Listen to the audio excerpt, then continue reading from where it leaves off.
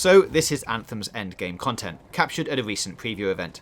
BioWare's Anthem definitely has people interested to jump in and pilot their very own Iron Man-esque javelin suit, but without a great endgame, those players will have little reason to stick around as members of an ever-growing online community.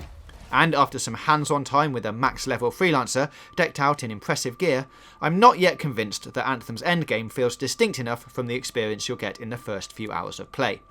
Prospective hardcore Anthem players may want to start adjusting their expectations accordingly.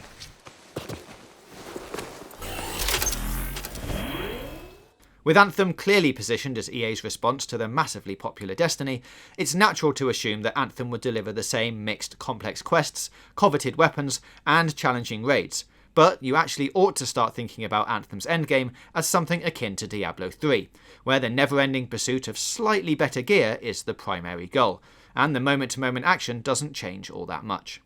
Piloting a tricked-out Storm Javelin with a 406 power level, Anthem's version of Destiny's light level, initially felt cool, as I marvelled at the fresh set of abilities and effects made possible by my gear. But when the enemies and encounters you're facing don't seem to have much variety, the thought of spending dozens or hundreds of hours plugging away at the endgame grind seems less and less appealing. The most obvious parallel to Diablo is Anthem's difficulty system.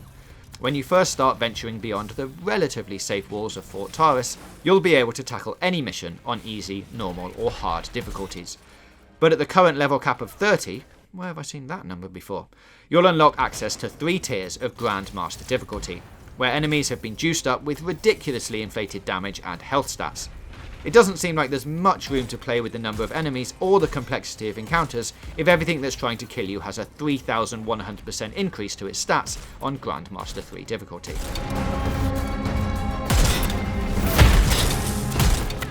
Like Diablo 3's increasingly intense Torment difficulty levels, it's not that your adversaries get much smarter or more diverse, only that they have a much better chance of instantly killing you should you screw up or try to take on a new tier without farming the right gear first. Playing as the Storm, Anthem's elemental spellcaster, is what really clinched the Diablo comparison in my head.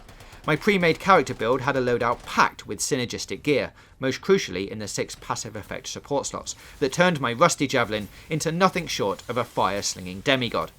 Every explosion seemed to trigger another buff until my screen was filled with notifications of my newest power spike. And let me tell you, it felt great the first few times.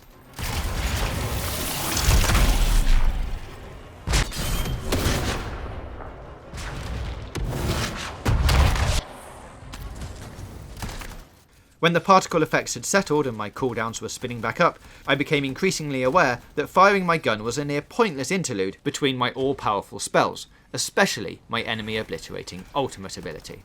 No matter which high-level weapon I tried, from assault rifle to sniper to shotgun to heavy-duty handgun, they largely felt like ineffectual pea shooters compared to the responsive, lovingly rendered pack-a-punch weapons of Destiny.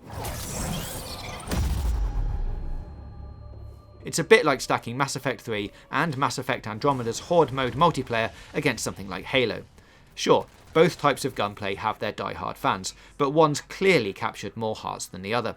And with no PvP planned for Anthem in the short term, there's no proving ground to show off your newfangled firearms and to test their mettle against other players. Also, the wilds and ancient ruins that served as my max-level battleground were almost indistinguishable from the early game biomes. Stronghold dungeons set in dark, dank caves certainly looked different, but jet boosting a javelin within the confines of a dimly lit, claustrophobic area is about as fun as it sounds. If there is hope for Anthem's endgame content, it lies with the Cataclysm events, planned for a steady cadence once more players approach the later challenges of the existing endgame. Little has been shown off of how these Cataclysm events will take shape, but the general idea is that the gods made Shaper ruins, which unleashed all kinds of chaos around the globe, will set more fantastical events in motion.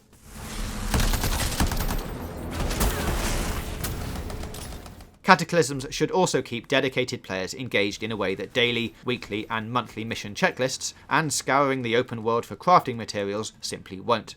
The idea is that it should always feel like something new has come, or is coming, or just came, says Mark Dara, Anthem's executive producer. It should always feel like something's about to happen, be it a world-changing cataclysm, a new stronghold, or a holiday event. The hope is there will always be a reason to stick around and endeavour to improve your javelin loadout while waiting for the next big thing.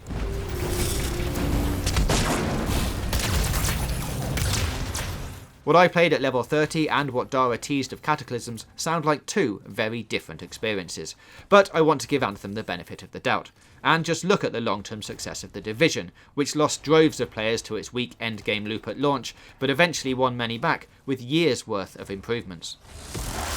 Black creatures. Alright, let's find that marker. If BioWare and EA commit to Anthem and swiftly react to player feedback, as they did with the painfully slow movement speed in Fort Taurus, then the endgame could well flourish once the Cataclysm lineup gets going. It's just that, for what relatively little I played of its current state, Anthem's Endgame couldn't hope to hold my attention on a nightly basis.